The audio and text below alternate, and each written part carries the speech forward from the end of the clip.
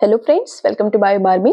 आज का हमारा टॉपिक है ट्रांसमिशन ऑफ नर्व इम्पल्स। ठीक है, पिछली वीडियो में हमने देखा था किस तरह से हमारे इलेक्ट्रिकल इम्पल्स जनरेट होते हैं। इसमें हम देखेंगे कि किस तरह से वो ट्रांसमिट होते हैं एक न्यूरॉन से दूसरे न्यूरॉन में। ठीक है, चलिए स्टार्ट करते हैं। What is transmission of nerve impulse? After a nerve impulse travels through one neuron, जब एक न्यूरॉन में चले जाता है तो ऑब्वियसली उसको नेक्स्ट न्यूरॉन के पास जाना जरूरी है मसल और ग्लैंड तक पहुंचने के लिए। ठीक है, to produce an effect.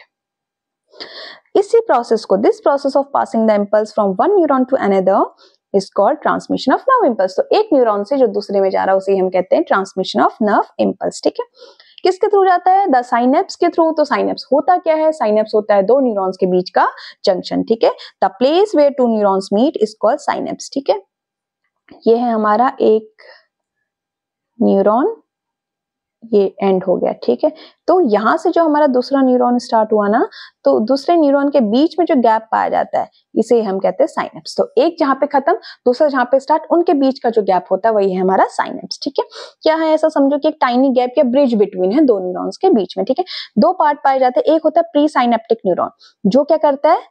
Impulse भेजता है। एक है पोस्ट साइनेप्टिक। प्री मतलब साइनेप्स से पहले वाला, पोस्ट साइनेप्टिक के बाद वाला। तो उस पोस्ट वाला जो है वो इम्पल्स को रिसीव करता है। ठीक, ओके। और इन दोनों के बीच में जो होता है गैप होता है, जो कुछ फ्लूइड से फिल्ड होता है, उस फ्लूइड को हम कहते हैं,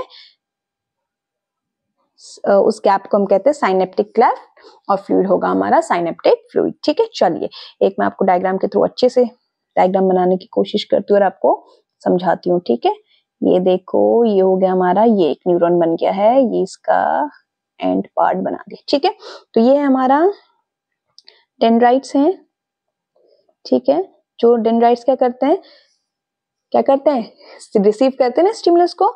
तो ये हो गया हमारे डेंड्राइट्स। ठीक, अब डेंड्राइट्स रिसीव करके कहाँ देते हैं इंफॉर्मेशन? सेल बॉडी को। ये है हमारी सेल बॉडी जिसमें न्यूक्लियस है, और ये है हमारा एक्सॉन। ठीक, इसमें क्या हो गया? माइलिन शीट्स और नोड ऑफ रेनवीयर पाए जाएंगे।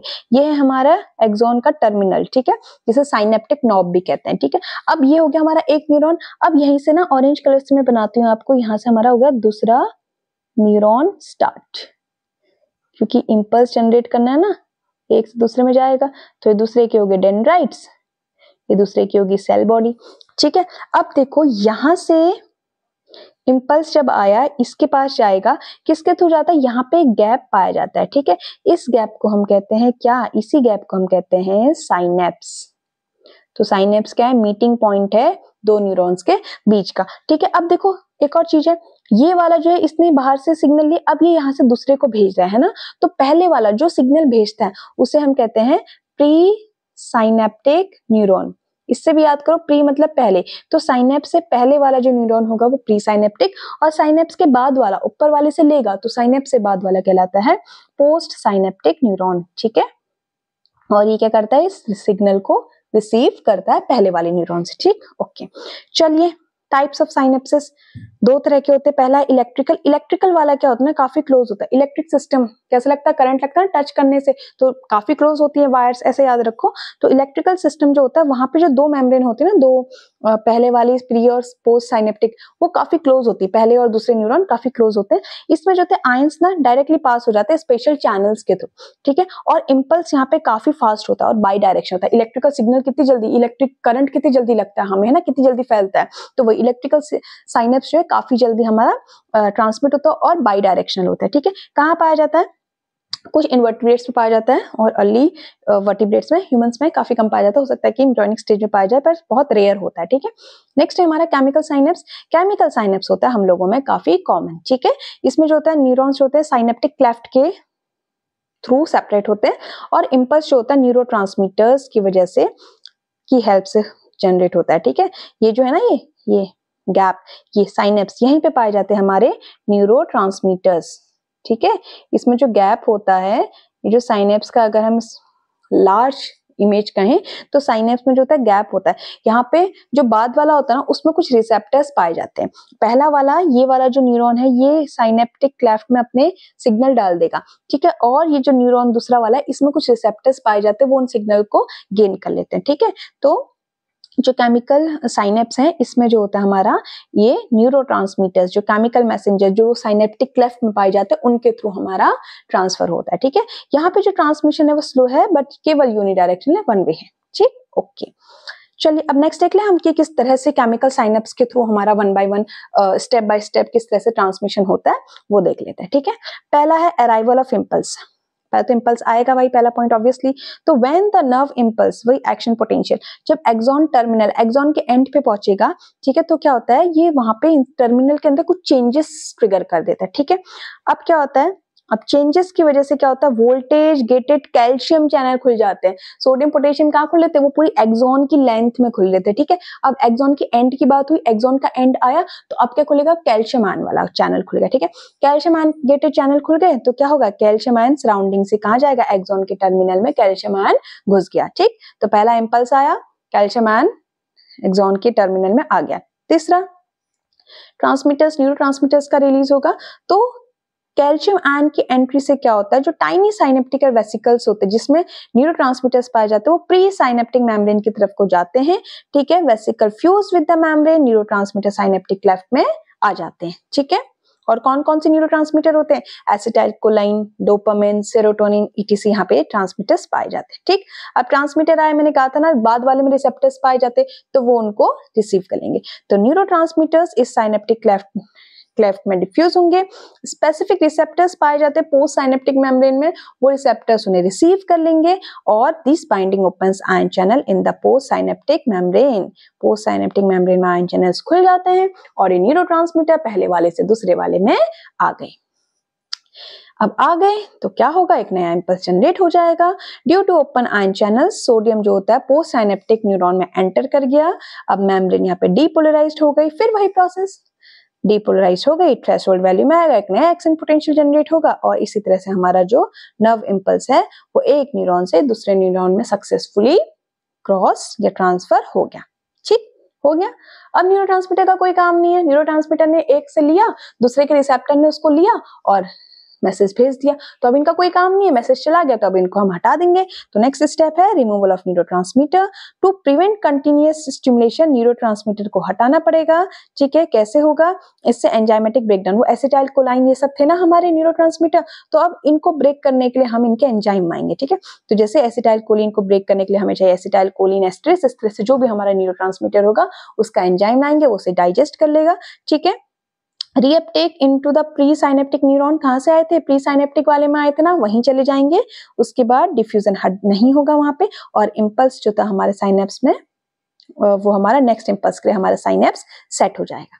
ठीक, डायरेक्शन क्या होगा, डायरेक्शन मैंने अभी अभी बताया आपको, केमिकल साइनेप्स हमेशा यूनी डायरेक्शनल होता है, इलेक्ट्रिकल वाला बाई डायरेक्शन होता है। ठीक है, क्यों, अब क्यों होता है, क्योंकि प्री साइनेप्टिक न्यूरॉन में केवल वेसिकल्स और न्यूरोट्रांसमीटर्स होते हैं और पोस्ट साइनेप्टिक वाले में रिसेप्टर्स होते हैं। अब रिसेप्टर्स पोस्ट वाले में तो वो तो सिर्फ रिसीव करेगा ना, वो दे तो नहीं सकता है। ठीक है, पहला वाला जो है उसमें न्यूरोट्रांसमीटर्स है, दूसरा वाला जो मेम्ब्रेन है वो रिसीव करेगा, तो इसलिए यहाँ पे जो होता है हमारा केमिकल वाले में यूनी डायरेक्शन हमारा इंपल्स जाता है। ठीक, आई होप आपको यहां तक सब समझ आया होगा। तो सिंपल वर्ड्स में क्विक समरी देख लेते हैं कि इंपल्स हमारा एक्सॉन एंड में गया, जिसकी वजह से कैल्शियम जो है उसका गेट खुल गया था, वो टर्मिनल एंड पे आ गया, कैल्शियम एंटर्स टर्मिनल।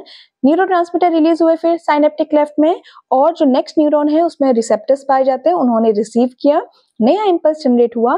फिर उसके बाद जब इंपल्स जनरेट हो गया, न्यूरोट्रांसमीटर का कोई काम नहीं था, तो न्यूरोट्रांसमीटर को ब्रेक डाउन कर दिया और क्लियर कर दिया और हमारा साइनेप्स नेक्स्ट इंपल्स के लिए रेडी।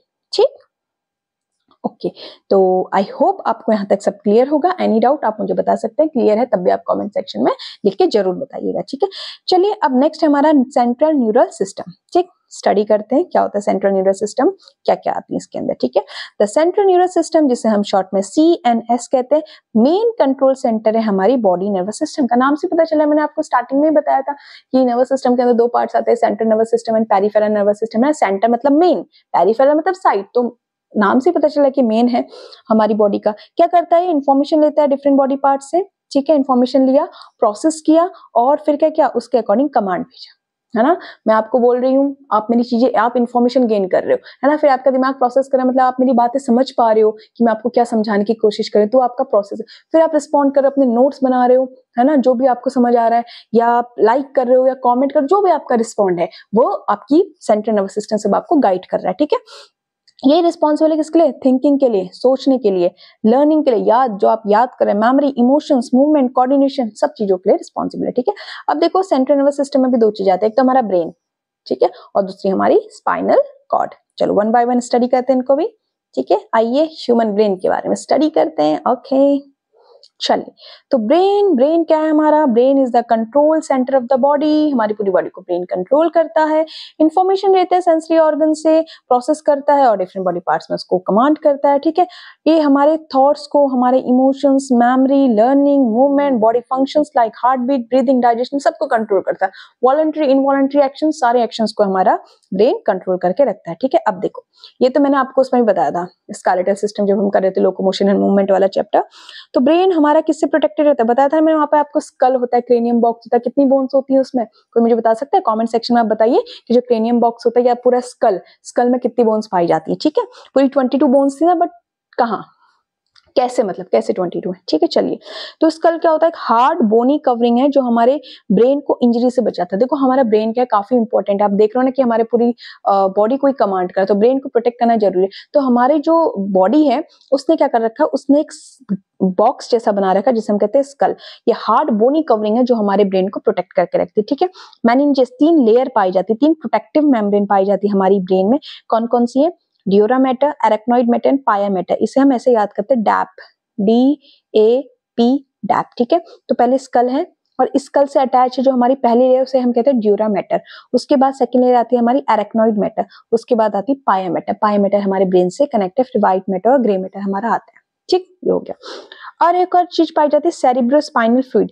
ये जो होता है एक फ्लूइड पाया जाता है, लेयर्स के बीच में पाया जाता है, that cushions the brain and spinal cord from shock. Shock से बचाने के लिए जो होता है यहाँ पे एक फ्लूइड पाया जाता है जिसे हम कहते हैं सेरिब्रोस्पाइनल फ्लूइड, ठीक। ये हमारा ब्रेन का प्रोटेक्टिव सिस्टम जो हमारी बॉडी ने हमें लाके दे रखा है।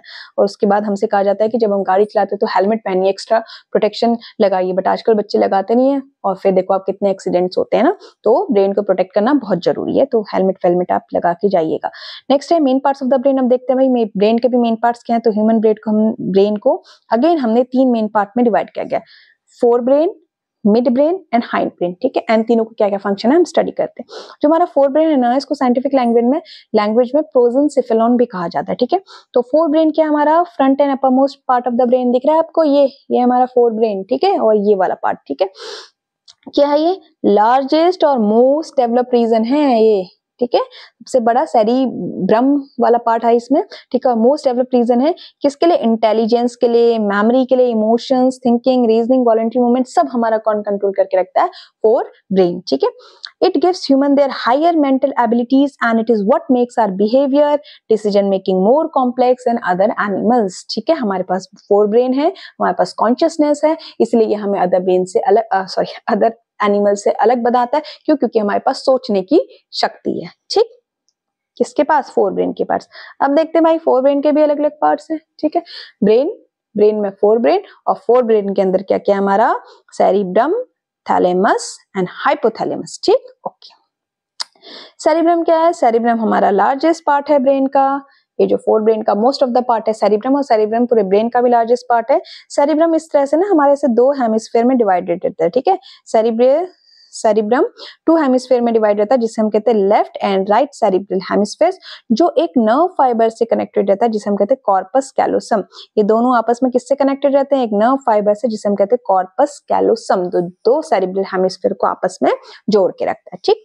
आउटर लेयर जो होती है हमारी सेरिब्रम की ना, उसे हम कहते हैं cerebral cortex, which is highly folded to increase surface area. Intestine में होता है ना, इसी तरह से जो हमारे से ग्रूव्स एंड रिजेस पाए जाते हैं हमारे ब्रेन में आउटर वाली लेयर में, जो क्या होता है? सरफेस एरिया को बढ़ाने के लिए, ठीक है। और यही फोल्ड्स को हम कहते हैं रिजेस एंड ग्रूव्स, ठीक है, ओके। फंक्शन क्या है? फंक्शन है controls voluntary actions like writing, walking और टॉकिंग, ठीक है। देखो जैसे मैं अभी लिख रही हूँ ना, तो ये मैं लिख रही हूँ, तो इसको कौन कंट्रोल कर रहा है? मेरा सेरिब्रम मुझे कमांड कर रहा है ये लिखो, ठीक है। तो हमारे वॉलंटरी एक्शन से मेरा मन है मैं लिख रही हूँ, नहीं है मन नहीं लिख रही हूँ, ठीक है। तो यही जो हमारे वॉलंटरी एक्शंस होते हैं सेरिब्रम कंट्रोल करता है। हमारी इंटेलिजेंस, हमारी मेमोरी, रीजनिंग, इमोशंस, लर्निंग सबके लिए रिस्पॉन्सिबल होता है। आप समझ रहे हैं, आप सीख रहे हैं, आपकी इंटेलिजेंस है, आपकी मेमोरी अच्छी हो रही है, आप रिवीजन कर रहे हैं, तो ये सब आपका कौन देख रहा है? सेरिब्रम देख रहा है, ठीक है। And the left hemisphere controls the right side of the body and the right hemisphere controls the left side of the body, ठीक है। सेरिब्रल में दो होते हैं ना, राइट एंड लेफ्ट हेमिस्फेयर, तो लेफ्ट वाला राइट को कंट्रोल करता है, राइट वाला लेफ्ट को कंट्रोल करता है, ठीक है, ओके। अब जो हमारे सेरिब्रम होता है ना, उसमें भी कुछ हमारे लोब्स पाए जाते हैं, ठीक है। फ्रंटल लोब, पेराइटल लोब, ये कान के पास वाला टेम्पोरल लोब, और पीछे ऑसिपिटल लोब। मैंने आपको स्केलेटल सिस्टम बताया था ना, हमारे पास दो ऑसिपिटल कॉन्डाइल्स होते हैं जो हमारे स्कल को हमारी वर्टिब्रल कॉलम से जोड़ते हैं, और इसी वजह से हम ह्यूमंस को कहते हैं डाइकॉन्डाइलिक स्कल है ना। तो ये सारे सेरिब्रल फोर ब्रेन की पार्ट है, ठीक है। तो जो फ्रंटल लोब है वो क्या करता है? Thinking, decision making, voluntary movement, speech, इन सब के लिए रिस्पॉन्सिबल होता है। पेराइटल वाला sensory perception, touch, pain, pressure, ये सब हमारे पेराइटल लोब में आते हैं। टेम्पोरल मैंने कहा था कान के पास वाला, ये वाला जो लोब है ये हमारा टेम्पोरल लोब कहलाता है। कान के पास है तो सुनने के लिए, लैंग्वेज के लिए, मेमोरी के लिए ये रिस्पॉन्सिबल होता है। और ऑसिपिटल जो पीछे हमने देखा ना कि जो आईज में जो ये एक ऑप्टिक नर्व जाती है, जैसे पीछे होते हुए जाती है, आईज की पीछे तरफ से जाती है, तो वही ऑसिपिटल लोब हमारा विजुअल एंड विजुअल इंटरेक्शन के लिए रिस्पॉन्सिबल होता है, ठीक है। ये सारे हमारे सेरिब्रम के पास पार्ट है सेरिब्रल लोब से। सेकंड फोर ब्रेन का सेकंड पार्ट है हमारा थैलेमस। कहाँ होता है? सेरिब्रम के नीचे, सेरिब्रम के नीचे पाया जाता है हमारा थैलेमस, ठीक है। थैलेमस क्या करता है? रिले सेंटर की तरह काम करता है, सेंसरी और मोटर सिग्नल्स के बीच में एक रिले की तरह काम करता है, ठीक है। इंफॉर्मेशन लेता है सेंस ऑर्गन से और उसको भेजता है हमारे सेरिब्रम के एप्रोप्रिएट पार्ट में, कौन से लोब में भेजना है इंटरप्रिटेशन के लिए, ठीक है। काम क्या है? रिले की तरह काम करता है। रिले समझ रहे हो आप? रिले क्या होता है? रिले रेस देखिए कि एक लाता है और फिर दूसरे को पकड़ा देता है, तो इसी तरह से थैलेमस हमारा काम कर रहा है कि एक से सेंसरी इंपल्स ले ला और सेरिब्रम के पार्ट को भेज दे रहा है, ठीक है।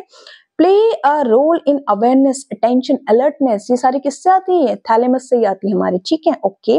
नेक्स्ट है हाइपोथैलेमस। अब जो होता है थैलेमस के नीचे हमारा पाया जाता है हाइपोथैलेमस।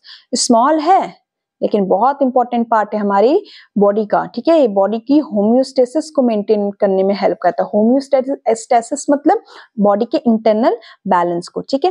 क्या करता है? It connects the nervous system with the endocrine system through the pituitary gland. Endocrine system होता है जो हार्मोन रिलीज करते हैं, तो हमारे नर्वस सिस्टम को हमारे एंडोक्राइन सिस्टम से कौन कनेक्ट करके रखता है? हाइपोथैलेमस, ठीक है। फंक्शन क्या है? Regulate body temperature, hunger, thirst, sleep, emotions. कभी देखा आपने कि अभी विंटर्स का टाइम है आएगा, है ना, तो ठंड में क्या होता है? हमें ज्यादा अर्ज टू यूरिनेट, क्यों? क्योंकि हमारा हाइपोथैलेमस कंट्रोल कर, वो टेम्परेचर को सेंस कर रहा है, ठीक है। तो बॉडी टेम्परेचर को रेगुलेट करने के लिए वो हमें ये सिग्नल भी दे रहा है, ठीक है, ओके। नेक्स्ट है control the release of hormone from the pituitary gland and blood pressure, heart rate, water balance, ये सारी चीजें कौन देखता है? हिसाब किताब ये जो हमारी बॉडी का रखना, ये हमारे hypothalamus, it is also part of the four brain, ठीक, ओके।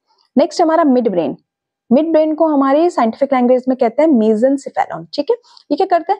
मिड ब्रेन जो है मिडिल पार्ट है हमारा ब्रेन स्टेम का, ये हमारे पॉन्स के नीचे और थैलेमस के ऊपर पाया जाता है, ठीक है। मिड ब्रेन बीच में क्या करता है? हाइंड ब्रेन और फोर ब्रेन को कनेक्ट करके रखता है। फोर ब्रेन और नीचे होता है हाइंड ब्रेन, उनके बीच में पाया जाता है मिड ब्रेन, उन दोनों को कनेक्ट करके रखता है, ठीक है। जो डॉर्सल ब्रेन होता है ना, हमारे पोर्शन जो होता है ना हमारे मिड ब्रेन का, उसमें 4 राउंडेड स्वेलिंग्स पाई जाती है जिन्हें हम कहते हैं कॉर्पोलर क्वाड्रिजेमिना। कभी आ जाता है, कहाँ पाई जाती है? हमारे मिड ब्रेन में पाई जाती है, ठीक है, 4 स्वेलिंग्स। और एक और चीज पाई जाती है इसमें ना, एक सेरिब्रल डक्ट पाई जाती है जिसे हम कहते हैं एक्वेडक्ट ऑफ सिल्विस। ये क्या होता है? एक नैरो कैनाल होती है जो हमारे मिड ब्रेन से होते हुए गुजरती है, ठीक है। और हमारे जो ब्रेन होते हैं ना उसमें 4 वेंट्रिकल्स पाए जाते हैं, ठीक है। अगर मैं आपको इसको डिटेल में बताऊं तो बहुत लंबा हो जाएगा सेशन, आपको ज्यादा डिटेल में जाने की जरूरत नहीं है। आप बस इतना समझिए कि जो हमारे ब्रेन है उसमें 4 वेंट्रिकल्स पाए जाते हैं। तो ये जो हमारी सेरिब्रल एक्वेडक्ट है ना, ये हमारी थर्ड वेंट्रिकल जो हमारी फोर ब्रेन में पाई जाती है उसको फोर्थ वेंट्रिकल से कनेक्ट कराता है। हिंड ब्रेन में होता है फोर्थ वेंट्रिकल, ठीक है। और ये जो होता है हमारे सेरिब्रोस्पाइनल फ्लूइड को भी के फ्लो को भी मेंटेन करता है। कौन? Aqueduct of Silvius. कहाँ पाई जाती है? मिड ब्रेन में पाई जाती है, ठीक, okay. Next and last part of हमारा फोर ब्रेन है दैट इज हाइंड ब्रेन, जिसे हम रोम्बेनसेफेलॉन भी कहते हैं। हिंड ब्रेन है लोवेस्ट और पोस्टीरियर पार्ट है हमारे ब्रेन का, ठीक है। स्पाइनल कॉर्ड को हमारे मिड ब्रेन से कनेक्ट करता है और हमारे जो बैक पोर्शन है ब्रेन स्टेम का, सेरिबेलम को ये बनाता है, ठीक है। मेन पार्ट क्या हिंड ब्रेन के भी मेन पार्ट है 3। एक है हमारा पॉन्स, जिसे पॉन्स वेरुलाई कहते हैं, ठीक है। पॉन्स क्या है हमारा? Lies above the medulla oblongata, mid brain के नीचे, मेडुला ऑब्लोंगेटा के ऊपर, और ये ब्रिज की तरह काम करता है, ठीक है। सेरिब्रम ये जो सेरिब्रम है और पीछे जो हमारा सेरिबेलम, इनके बीच में हमारा पोन्स जो है ये ब्रिज की तरह काम करता है। नर्व फाइबर्स पाए जाते हैं जो वही अगेन रिले की तरह सिग्नल भेजते हैं। ये इसमें सेंटर्स होते हैं जो ब्रीदिंग रेट और फेशियल एक्सप्रेशंस को कंट्रोल करने के काम आता है। Breathing and exchange of gases में मैंने आपको बताया था कि जो हमारे कंट्रोल सिस्टम पाए जाते हैं, कहाँ पाए जाते हैं, पोन्स रीजन में पाए जाते हैं, जो हमारे कार्बन डाइऑक्साइड के कंसंट्रेशन को डिटेक्ट करते हैं ना, तो यही काम है हमारे पोन्स का। ठीक है, फंक्शन क्या है, वही है मैसेज का ट्रांसमिट करना। ये दिखा है ना, helps control respiration and sleep. Breathing वाले में मैंने आपको बताया था ना कि पोन्स रीजन में हमारा रेस्पिरेशन के लिए कंट्रोल सेंटर पाया जाता है, तो वही हमारे स्लीप में हमारे रेस्पिरेशन को कंट्रोल करता है और फेशियल मूवमेंट्स में, ठीक है, फेशियल मूवमेंट्स को असिस्ट करता है, सेंसेशंस, फेशियल मूवमेंट्स और क्रेनियल नर्व्स। क्रेनियल नर्व्स 5 से लेके 8, हमारी टोटल कितनी क्रेनियल नर्व्स पाई जाती है पता है आपको? 12 क्रेनियल नर्व्स पाई जाती है हमारी। ठीक है, अब हमारा सेरिबेलम। सेरिबेलम आ गया, छोटा दिमाग कहते हैं ना, पीछे नहीं मारने का छोटा दिमाग होता है, तो ये पोन्स और मेडुला के बाद होता है। ऑसिपिटल सेरिब्रम का जो ऑसिपिटल लोब होता है उसके नीचे। सेकंड लार्जेस्ट पार्ट है ब्रेन का। ब्रेन का लार्जेस्ट पार्ट कौन है? सेरिब्रम। और सेकंड लार्जेस्ट कौन है? सेरिबेलम। ठीक है, 2 हेमिस्फीयर होते हैं इसमें भी। ठीक है, 2 हेमिस्फीयर होता है, मिडिल पोर्शन जो होता है हेमिस्फीयर का उसको वर्मिस कहते हैं। और इसका भी सरफेस हाईली फोल्डेड होता है, क्यों? ताकि इंक्रीज हमारा एरिया, जो सरफेस एरिया इंक्रीज हो जाए। अब जो सेरिबेलम है इसका काम क्या है? सेरिबेलम का काम है बैलेंस, हमारे पोस्चर को मेंटेन करना, हमारी बॉडी में इक्विलिब्रियम मेंटेन करना, वॉलंटरी एक्शंस को कंट्रोल करना। ठीक है, जो हमारी बॉडी मूवमेंट्स है लाइक वॉकिंग, राइटिंग, प्लेइंग, ये सारा इसका काम है। और do not initiate movement but refines it, मतलब मूवमेंट ये स्टार्ट नहीं करता है बट उसको और बेटर बना सकता है। ठीक है, कौन? सेरिबेलम। नेक्स्ट है हमारा मेडुला ऑब्लोंगेटा। कहाँ पाया जाता है? Below the pons. और हमारी स्पाइनल कॉर्ड के साथ कंटिन्यू करता है कौन? Medulla oblongata. हमारे ब्रेन स्टेम का लोवेस्ट पार्ट फॉर्म करता है। ठीक है, कंटेन्स वाइटल ऑटोनॉमिक सेंटर्स, जो हमारी इनवॉलंटरी एक्टिविटीज को कंट्रोल करता है। तो हमारी इनवॉलंटरी एक्टिविटीज किसके थ्रू कंट्रोल है? हमारी मेडुला ऑब्लोंगेटा के थ्रू। क्या फंक्शन है इसके? हार्ट बीट को कंट्रोल करना, ब्लड प्रेशर, ब्रीदिंग। अब जितने भी हमारे इनवॉलंटरी एक्शन, हार्ट बीट खुद कंट्रोल कर सकते हो, ब्रीदिंग कर सकते हो नहीं, तो जितने भी हमारे इनवॉलंटरी एक्शन है उनको मेडुला ऑब्लोंगेटा कंट्रोल करता है। Regulate swallowing, coughing, sneezing, vomiting, everything. ठीक है, पाथवे है ब्रेन और स्पाइनल कॉर्ड के बीच का। ठीक, तो आई थिंक हमारा पूरा चैप्टर फिनिश हो चुका है, तो इसके जो आगे का पार्ट है वो आपके सिलेबस में इंक्लूडेड नहीं है। बट अगर आप चाहते हैं कि मैं वो पार्ट भी आपको पढ़ाऊं, आईज ईयर वाला जो रिलेटेड पूरा टॉपिक है, अगर आप चाहते हैं तो मैं इसमें कंटिन्यू कर दूंगी। आप मुझे प्लीज कमेंट सेक्शन बताइएगा कि आप वो पार्ट पढ़ना चाहते हैं या नहीं, और फिर मिलते हैं नेक्स्ट वीडियो में। ठीक है, एक नए टॉपिक के साथ। तब तक के लिए एंजॉय करिए, पढ़ते रहिए। Thank you.